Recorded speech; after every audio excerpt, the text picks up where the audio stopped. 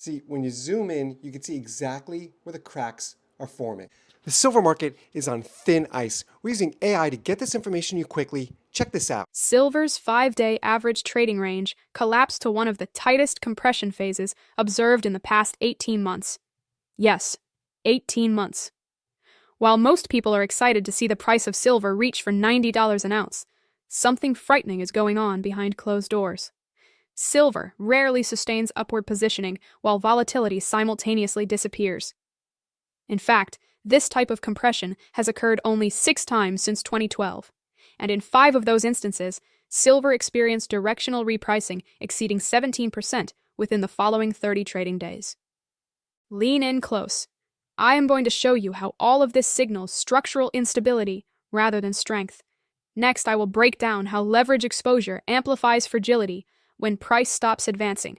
And stick with me all the way until the end, because I am going to explain to you how this precise structural phase often determines when silver transitions from stability into rapid directional resolution. Almost nobody is noticing that silver futures open interest remains above 149,000 active contracts, representing exposure to over 745 million ounces, even as volatility expectations decline. This divergence between exposure and volatility creates structural imbalance. Markets remain stable only when participation, liquidity, and positioning expand together. When volatility collapses while exposure remains elevated, stability becomes conditional. Silver's futures market amplifies this effect, because each contract controls exactly 5,000 ounces, meaning even minor adjustments in positioning can shift millions of ounces of exposure within minutes. A repositioning of just 6,000 contracts, for example, represents exposure equivalent to 30 million ounces, enough to alter directional momentum without any change in physical supply. Liquidity depth further complicates stability. Silver futures turnover averages approximately 430 million ounces per trading day, yet liquidity availability can decline by more than 47% during volatility transitions, increasing price sensitivity to incremental order flow. When liquidity compresses, price stability becomes fragile. Markets cannot absorb repositioning gradually. Instead, they resolve through abrupt repricing as equilibrium adjusts. Leverage transforms fragility into force.